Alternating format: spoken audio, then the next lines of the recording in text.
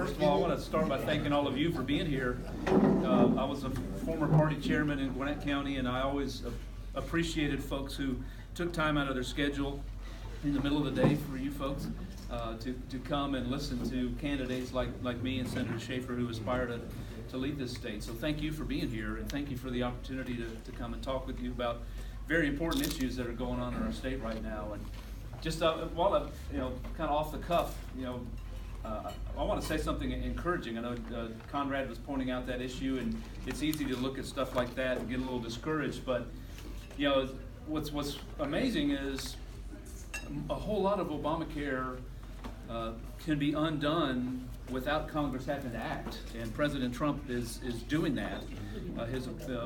Through Health and Human Services, a lot of it is rulemaking. They can make all sorts of changes. If you saw, the president issued an executive order instructing various executive branch agencies to do certain things that that are helping. And so he can continue to do that. And it's easy to look at the media, and they're pounding on President Trump night and day. And look, if Jimmy Carter comes out and says, hey, the treatment of Trump is a little bit unfair, then you know it's really unfair. Who woke up Jimmy Carter? But under the radar, stuff that doesn't grab attention, the appointees that the president has made to all these various agencies and departments of government are doing great things. And I think that's why you see the economy improving. I think that's why you see Wall Street pays attention to this stuff. And they're looking at it, and I think that's why you see the stock market doing well and people investing in businesses and starting new businesses. And so those sorts of things are happening, and it's almost kind of an alternate universe where the media operates, and the culture of politics in Washington, where everybody runs around in a frenzy and sending out tweets and reacting to stuff. But there's real stuff happening, and it would be great, I think, if Congress and the president could figure out a way to actually formally repeal it. But I saw some liberal on Twitter just this morning complaining about how the Republicans were killing Obamacare, death by 1,000 cuts.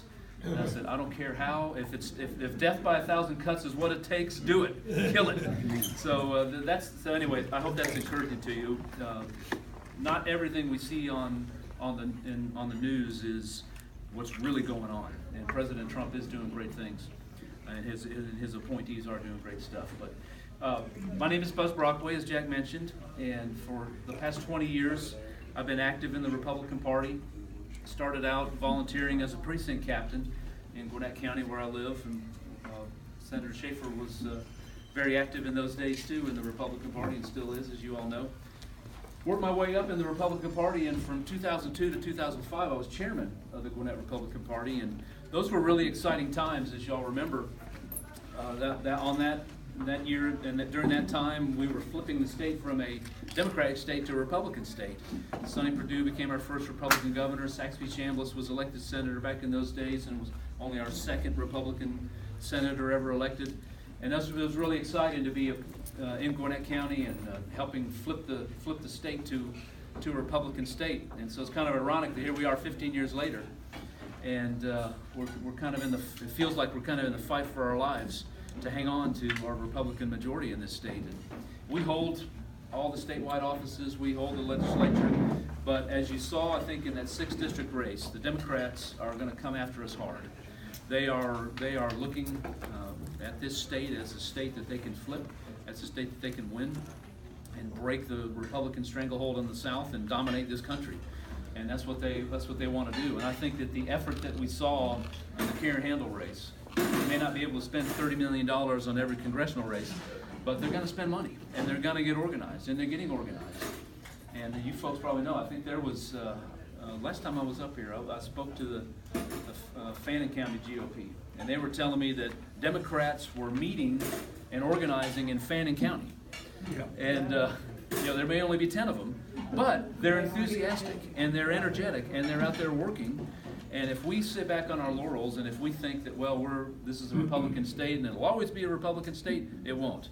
We have to continue to do the hard work. And I think that's the challenge for us as a Republican Party and as conservatives and as folks who care about this country.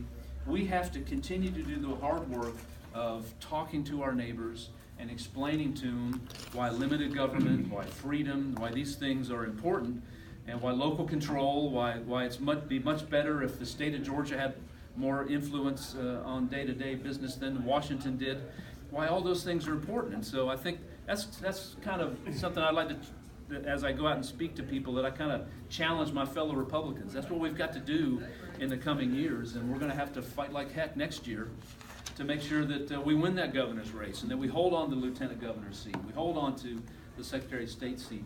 John Barrow, a very crafty, skillful Democrat, has jumped into the race for Secretary of State. And I can tell you why he thinks that, why he's doing that. He's not doing that because he wants to be Secretary of State. He's doing that because they want to break through and win something so that they can start to break down this state and flip this state to the Democratic column. So anyway, I'm married. I've been married for 24 years. I've got my wife, Krista, married to one woman. Somebody asked me that one time, how many times you've been married? I've been married once to the same woman for 24 years. And I've got 3 daughters, 19, 17, and 12. And but look, I'm a blessed man, I tell you. Anybody who's a dad of daughters knows it's just awesome. And I've got that by 3, and they're fantastic, and I love them very much. But as I mentioned, I've been in the Republican Party for 20 years. For a long time, I worked in manufacturing. My dad had a manufacturing company, and I worked there. I went to Georgia Tech. I see a gentleman here with a Georgia. I hope that you don't hold that against me. I went to Georgia Tech. But look, I kind of joke about this, but it's kind of true. I'm kind of a nerdy guy. But look, Secretary of State is sort of a nerdy office. You need somebody in that office who sits around thinking about how to make lines on election day shorter, how to make starting a business faster and quicker and easier, and obtaining a professional license easier.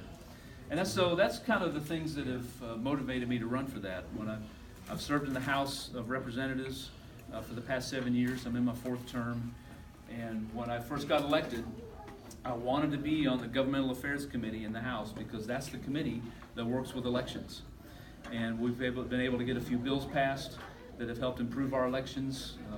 Some practical things. One of the bills that got passed allowed local election board officials, elections officials, to look at the obituaries. I know that sounds morbid, but to look at the obituaries so that when somebody passes away, they can begin the process of removing that person from the voter list. So we make sure that that folks who aren't alive aren't voting in Georgia. We don't want that happening here. But they'll vote in Chicago. They can vote, yeah. Well, Chicago needs to clear their act, but we're going to keep Georgia clean, and we're going to make sure dead folks don't vote in Georgia. But so those are the kind of bills I've been working on since I've been in the House. And I do think elections, look, I think we're in a very, very divided country right now. And you folks feel it, you see it. There are people who are at each other's throats. I'll note that next Wednesday, I heard about this, I didn't believe it, but then I looked it up, and sure enough it's true. Next Wednesday, in various cities across the country, groups of angry Democrats are going to show up, and they're calling it a day to howl helplessly at the sky on the 1-year anniversary of Trump's election. They're literally doing this. We ought to get out and cheer. But this is kind of the despair that is set in with some of our fellow Americans, and it's kind of discouraging. And you see this stuff manifested, and what can we do about it? And I think that well, we can laugh, but I think that what we need to do, as I mentioned earlier, we need to recommit ourselves to conservative values and do the hard work of talking to our neighbors about that. But also I think that we need to ignore all the mess that's going on in the media, ignore all the mess that is going on social media and people arguing on Twitter and Facebook and stuff, and talk about stuff that's important. And to me that boils down to three things. That faith, that's really where it starts. We're not going to turn this country around unless there's a revival of belief in God and faith. But also things that are core conservative principles, and that's community and opportunity. And community, I think that the Secretary of State can play a crucial role in that with the elections, because the elections are where we as citizens express our will in the political system. It's great to call your congressman and talk to your representative. All those things are very important, but where you really have the power is at the ballot box. And we see a lot of challenges to that right now across the country, and even here in Georgia. The left files lawsuits to try to undermine things. And I mentioned the 6th district race. There were lawsuits filed there to try to change the changed the rules in the middle of the election. You also had the DeKalb County Elections Board actually opening up early voting places during the runoff that were not open during the primary. And they did this under pressure from left-wing groups. They weren't trying to help Karen Handel, I can promise you that. They were thinking that if we do this, it will help Democrats get out and vote. So there's all these efforts to try to rig the election system. And I think that your next Secretary of State is going to have to stand firm against that. It's going to have to fight that. It's going to have to make sure that we have a level playing field. Republicans believe in level playing fields. We don't need to cheat to win. We don't need to rig the election system to win because we have the best ideas and our candidates are the best ones, and we can win fair and square. So what we have to do is we have to fight against that tooth and nail. There's been a lot of talk, as you all know, about our voting machines. And we're facing a real problem here in Georgia because our voting machines, most of them were purchased in the early 2000s. They're getting old. I was talking to an elections official just the other day in Rockdale County. They're having a harder and harder time every election having enough machines up and running because they get old and they break. And they're buying used machines for the sole purpose of scavenging them for parts. So this is going to reach a critical mass at some point very soon. Also, our machines don't have a paper backup, and I think that that's very crucial. But we're going to have to grapple with this problem. We're going to have to figure out how to pay for it. And I think that what we need to do, we don't need to panic. I know there are some. Congressman Hank Johnson was out there yesterday, saying, or the other day, saying we need to trash these machines and we need a hand count on paper. We don't need to panic. Okay, we have systems in place to have secure elections, but we do need to buy new machines and very soon. And I think we can do that by the 2020 presidential election. Have machines in place that have a paper backup, that are things that we can trust, that the voters can trust. Here's one thing that really concerns me. 7 minutes. Yes, sir. I'll wrap up very quickly, and I'd love to have some questions if that's all right while we've got our 7 minutes left. There was a poll 2 months ago now. 59% of Democrats are convinced, not just that the Russians meddled in the election, but that the Russians actually hacked and changed votes, hacked machines and changed votes. 53% of Republicans are convinced that there are millions of people voting who shouldn't be voting or voting illegally. We've got investigations going on, and we'll figure out what's the truth in all that. But here's the problem that elected officials face. No matter who wins, we've gone beyond, I'm disappointed my candidate didn't win, to we've moved beyond that to the election was stolen. And I think that's a lot of what you're seeing with President Trump. The left is convinced that cheating took place. And if this continues on, it's going to be very, very hard to govern. So we have to grapple with that, and we have to reinstill trust in our election system. And I think we can do that. We can have an open and transparent process to pick new machines and have a discussion as a state as to what sort of election system we want. And I think that I can lead that effort. One other thing I'll mention real quick, and then I'd love to take some questions. There's a lot of the things that the Secretary of State's office does that we can talk about, but you know, one of my favorite movies is the movie Braveheart, and there's this great scene in that movie that I think has a lot, speaks to our current political situation.